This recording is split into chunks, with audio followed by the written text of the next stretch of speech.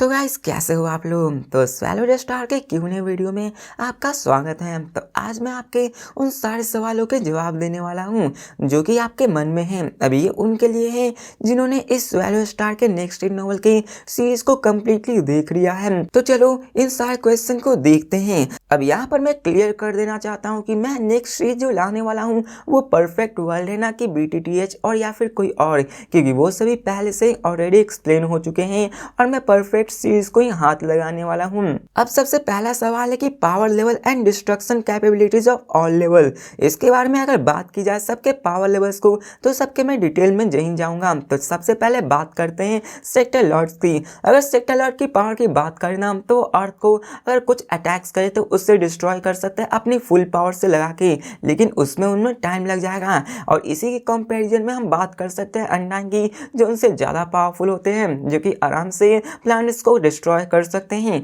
और अब आते हैं यूनिवर्स नाइट्स को, और वो सोलर सिस्टम तक को डिस्ट्रॉय कर सकते हैं, लेकिन इनमें उन सबको अपनी बहुत ही पावर खर्च करनी पड़ेगी। अब बात करते हैं यूनिवर्स मास्टर की। तो जब लू फेंग यूनिवर्स मास्टर बना था तो उसने अपनी पावर का टेस्ट किया था, जहाँ पे अपनी थोड़ी सी पावर से उसने पूरे के पूरे एक सोलर सिस्टम को डिस्ट्रॉय कर दिया था। वहीं पे उसने कुछ और मूव्स को ट्राई किए थे, जिसके कारण जब लू फेंग वहाँ से चला गया था तो हमें दिखाया गया था कि लू फेंग ने अपने सिर्फ थोड़े से पावर का यूज करके ही एक पूरे के पूरे गैलेक्सी को तबाह कर दिया था। मतलब आप कह सकते हो कि जो यूनिवर्स मास्टर है वो गैलेक्सी बस्टर है, वो गैलेक्सी को आराम से डिस्ट्रॉय कर सकते हैं।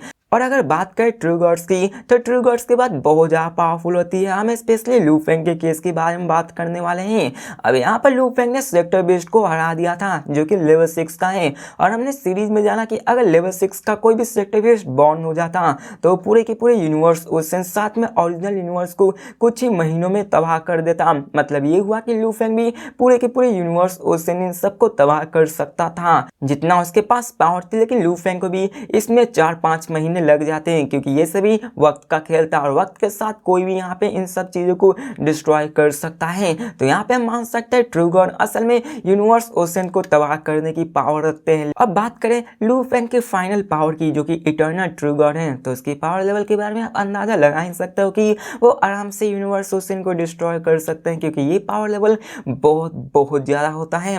अब सेकंड क्वेश्चन है क्या यहाँ पर कोई स्वैलो स्टार की सेकंड पार्ट भी है? तो आंसर है नहीं है। अभी तक तो इसका कोई भी सेकंड पार्ट नहीं आया, मतलब रीइंकार्नेशन इरा के पास तो कोई पार्ट भी नहीं है। हो सकता है फ्यूचर में ये जरूर आए, लेकिन अभी तक ये नहीं आया है। अब एक और क्वेश्चन है AI लेवल। तो AI लेवल भी बहुत पावरफुल होते हैं, जैसे ऑटमन को ही देख लो। तो यहाँ पर AI लेवल वो सभी ट्रू गॉड्स लेवल तक जा सकते हैं। हो सकता है कि उनके पास अगर ज़्यादा कैपेबिलिटीज हो तो उससे आगे जा सकता है। अब नेक्स्ट सवाल है लू फेंग के फैमिली पावर और उनके मेंबर्स के पावर। तो यहाँ पे बात करें लू फेंग की फैमिली पावर्स, तो उसको मैंने शॉर्ट्स में एक्सप्लेन कर दिया, आप उसमें देख सकते हो। और बात रहे अर्थ रिंग की कि अर्थ की अभी पावर कितनी हो सकती है, तो वो एक असल में होली लैंड में कैटेगरी में आ चुकी है, जो कि एक सुपीरियर रेस में आई हुई है। मतलब ये हुआ कि अर्थ पे जो बंदे मौजूद हैं वो सेक्टर लॉर्ड में आराम से जा सकते हैं। वहाँ पे यूनिवर्सल लेवल के बंदे आराम से बॉर्न हो सकते हैं। उन सब के कॉम्पिनियन से कोई भी आराम से यूनिवर्स नाइट तक बन सकता है। मतलब कहा जा सकता है कि ये एक सुपीरियर रेस है, जहाँ पे अनडाइन बीइंग का होना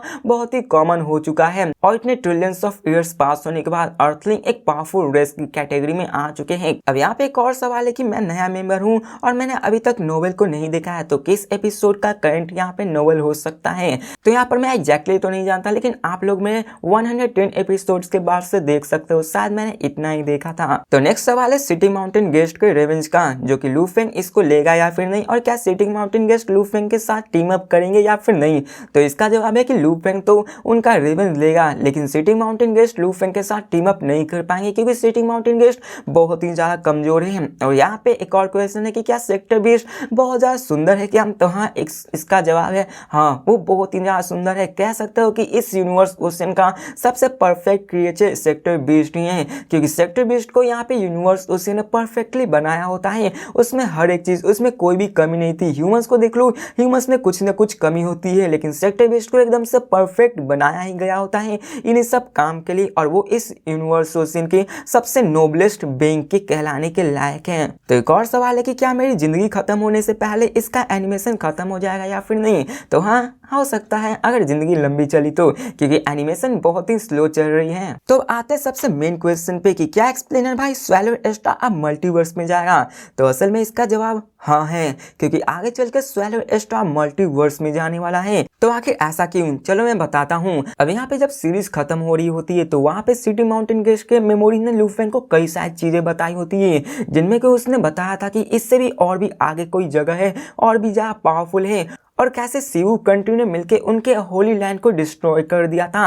अब यहाँ पे सिटी माउंटेन गेस्ट उसे बताते हैं कि यहाँ पे असल में इस पूरे के पूरे यूनिवर्स ओशियन के जैसा 3000 और यूनिवर्स ओशियन मौजूद है। तो चलो इसको एक एग्जाम्पल की तरह लेके समझाता हूँ। अब मान लो एक सर्कल है जो कि असल में ओरिजिनल यूनिवर्स है, और एक बड़ा सा सर्कल है जो कि पूरे के पूरे यूनिवर्स ओशियन को कवर किए हुए है, और वो कुछ और नहीं यूनिवर्स ओशियन है। अब यहाँ पे यूनिवर्स ओशियन एक यूनिवर्स की तरह मान लो, और वैसा ही एक यूनिवर्स के जैसा 3000 और यूनिवर्सेस मौजूद हैं, जिनमें कि अलग अलग यूनिवर्स ओशियन और यूनिवर्स ओरिजिनल मौजूद हैं, जो कि अलग अलग जैसे ही बनाते हैं। और वहाँ पर भी लू फेंग जितने पावरफुल बंदे मौजूद हैं, और उन सबका एक कॉमन पॉइंट है लैंड ऑफ ओरिजिन, जहाँ पे सब चीजें आकर मिलती हैं। सबको वहाँ पे आना ही पड़ता है, वहाँ पे कई सारे अपॉर्चुनिटीज होती हैं। अब लू फेंग के पास चॉइसेस थे कि वो वहाँ पर जा भी सकता है और नहीं भी, लेकिन हम लोग जानते हैं कि लू फेंग यहाँ पे कितना ज्यादा जिद्दी है। वो इन सारे कल्टीवेशन के टॉप लेवल पे आना चाहता, और जब लू फेंग को पता चला कि इटर्नल ट्रू गॉड के ऊपर भी लेवल से,